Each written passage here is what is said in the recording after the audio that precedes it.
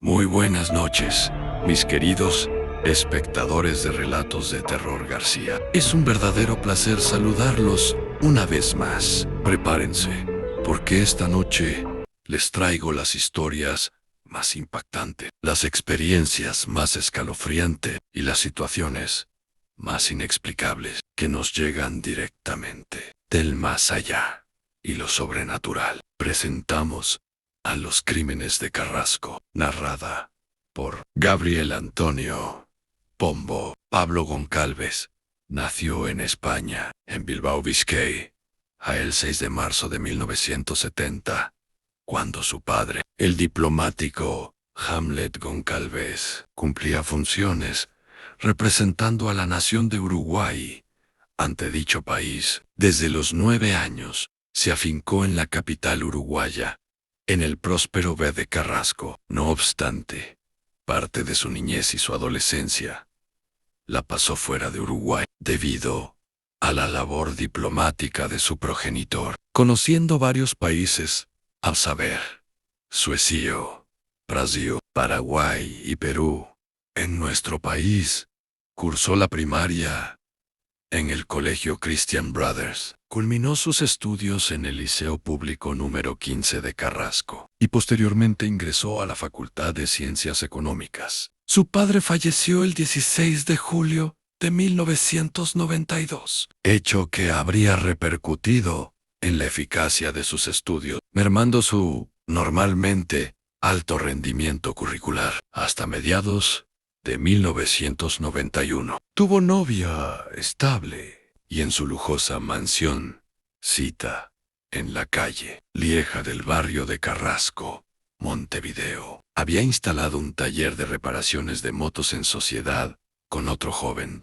Su inicial, entredicho con la ley, lo tuvo al ser denunciado por una empleada de 28 años de la desaparecida mutualista Cima España. La denunciante adujo haber sido violada por el joven, tras ser amenazada con un revólver y luego amarrada al asiento del acompañante del vehículo de aquel por medio de un juego de esposas. Ese día era feriado y no había locomoción pública, por lo cual ella aceptó la invitación del conductor, quien se ofreciera a acercarla hasta su trabajo. Como prueba, la mujer presentó la cédula de identidad del acusado, pero el muchacho logró salir indemne al declarar que la relación sexual fue consentida y que ella le había hurtado la billetera. Fue cuestión de palabra contra palabra. No quedó registrado antecedente penal, pero la policía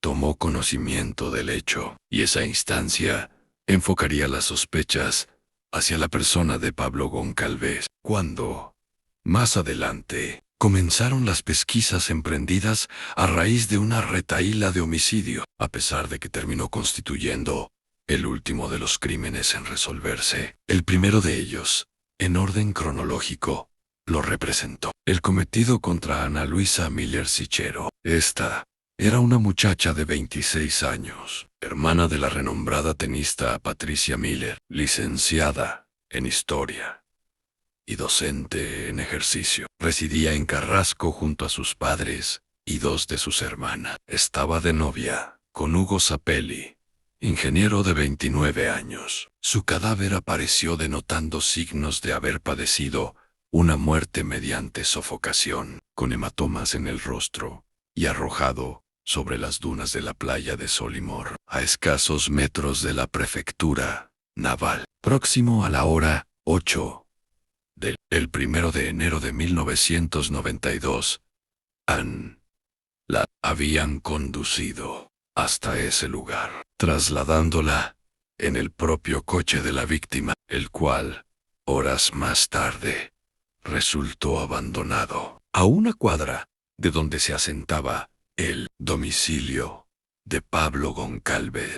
La segunda víctima fue Andrea Gabriela Castro Pena, de 15 años. Vivía con sus padres en Malvín y cursaba cuarto año de secundaria en el Liceo no 20 en la. Asesinaron el domingo 20 de septiembre de 1992, luego de salir del club bailable England. También devino victimada en el interior de un coche y falleció a consecuencia de la asfixia provocada por un agresor que practicó en torno a su garganta enérgica maniobras de sofocación. A manera de ritual, su matador le enroscó alrededor del cuello una corbata a franjas blancas y verdes. Cabe mencionar que en una fotografía de niño, el luego imputado lucía una prenda semejante a aquella, y en el allanamiento de su morada localizaron juegos de corbatas de la misma marca y estilo.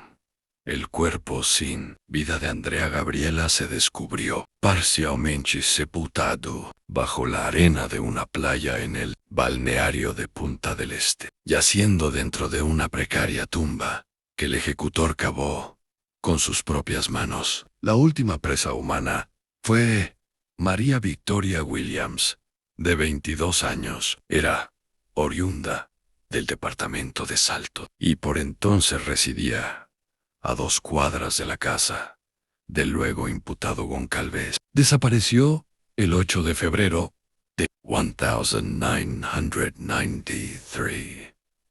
Estaba aguardando el ómnibus para ir a su trabajo, según la versión que en un primer momento proporcionó Goncalves a la policía y al juez de esa causa. Toto Holando Vomero la vio desde la ventana de su finca y, cediendo ante un abrupto impulso, salió a la calle a abordarla. La excusa: la abuela del victimario estaba enferma, había sufrido un repentino ataque, se encontraba desmayada y no reaccionaba. El nieto necesitaba ayuda urgente y la solidaria chica aceptó acompañarlo, presurosa. Una vez dentro de la casa, su vecino le habría pedido que tomara el teléfono a fin de llamar a la emergencia, mientras él subía al segundo piso para reanimar a la anciana. Cuando la joven intentó realizar la llamada, resultó agredida por la espalda y, al cabo de un desesperado forcejeo, terminó siendo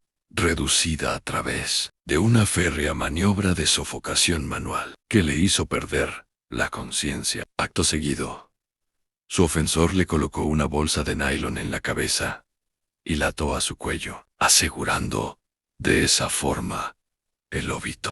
Una vez enterada la opinión pública que este joven era considerado el asesino de las chicas Andrea Castro y María Victoria Williams, se propaló el rumor de que el tercer homicidio que le fuera atribuido, el de Ana Luisa Miller, no le pertenecía, sino que se lo habían endilgado, a fin de resolver de hecho un misterio que venía desde largo tiempo, manteniendo en jaque a los investigadores. Aún al presente, estos recelos persisten. Basta leer los blogs de internet que tratan sobre el caso para comprobar que muchos comentarios de usuarios generalmente anónimos sostienen la inocencia de Pablo Goncalves con respecto a este asesinato en particular. Sin embargo, cabe preguntarse, ¿con qué pruebas contó el magistrado de esa causa penal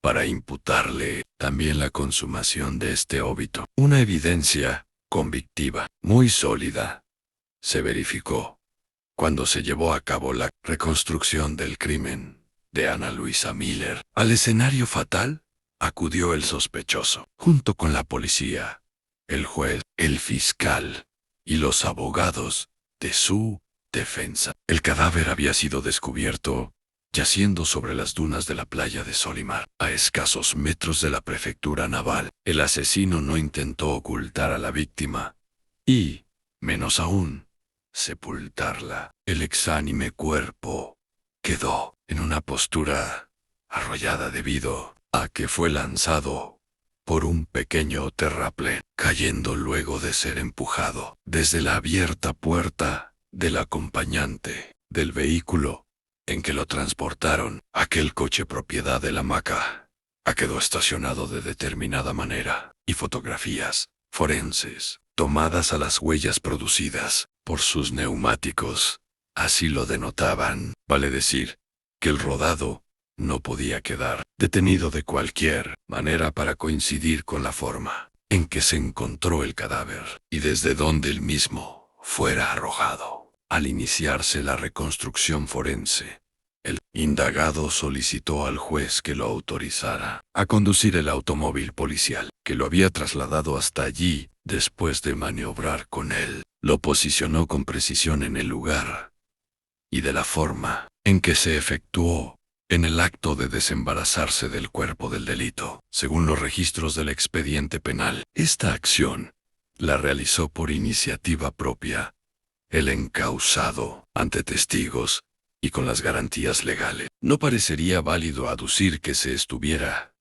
frente a una prueba plantada u obtenida mediante apremios. Se trataba, a su vez, de una evidencia de aquellas que solo el culpable podía conocer. En el dorso de las manos y sobre los puños de esta joven, la autopsia, a cargo del forense doctor Guido Berro, constató marcas coincidentes con las huellas que imprimieron en su piel las ataduras que le fueron practicadas previo a trasladarla, inconsciente, hasta la playa de Solimar, donde se la ultimara.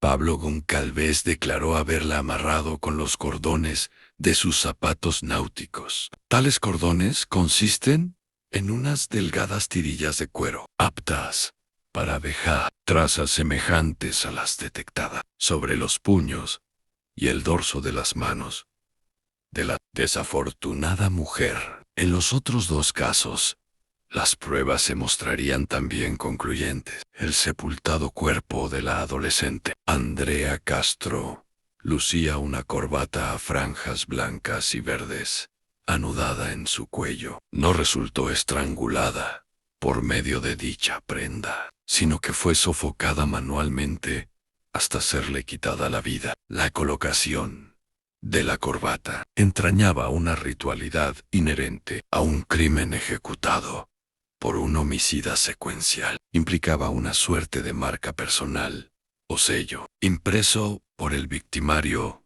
sobre su presa humana. Pues bien, durante el allanamiento de la vivienda del sospechoso, legitimado por orden judicial y con garantías procesales, se incautó una fotografía de niño de Pablo Goncalves portando una corbata análoga. Más aún, se ubicaron otras prendas de igual corte y similares colores. Todas componían una colección expedida por una fábrica inglesa cerrada 30 años atrás y pertenecían al diplomático Hamlet Goncalves, padre del indagado. Estas prendas se vendían en conjuntos de 3 y faltaba una de ellas dentro del juego. Este dato apunta, con un grado de probabilidad casi absoluta, a que la corbata restante no podría ser otra, sino la encontrada en torno al cuello de la infortunada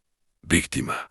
En cuanto al crimen a María Victoria Williams, fue determinante la proximidad entre la finca del indagado y la casa donde residía la chica. La joven desapareció en el corto tramo que discurría de su domicilio a la parada del ómnibus, cuando esa lluviosa mañana del 8 de febrero de 1993 se dirigía a su trabajo. No se detectaron signos de lucha, ni se la vio subir al automóvil de algún extraño, lo cual hubiera sido contrario a los recatados hábitos de esta muchacha. María Victoria no se iría con un extraño, pero sí en gesto propio de un buena samaritana. Acorde a su noble personalidad, aceptaría ingresar a la casa de su vecino, quien le urgiera a ayudarlo, pretextando que su anciana abuela había sufrido un ataque cardíaco. Asimismo, en declaraciones formuladas a la policía, el indagado expresó haber arrojado pertenencias de sus víctimas en un baldío. Cito: en el barrio de Maroñas. A saber, una libreta de notas de Andrea Castro, así como una agenda parcialmente quemada y un monedero de María Victoria Williams, en presencia del juez, doctor Rolando Bomero, y de integrantes de la policía técnica. Tales recaudos se recogieron del lugar previamente indicado. El imputado confesó la comisión de los asesinatos en sede policial y luego ratificó, aportando profusos detalles, sus relatos frente al juez, el fiscal y el actuario del juzgado, y en presencia de sus dos iniciales, abogadas defensora. Posteriormente se desdijo,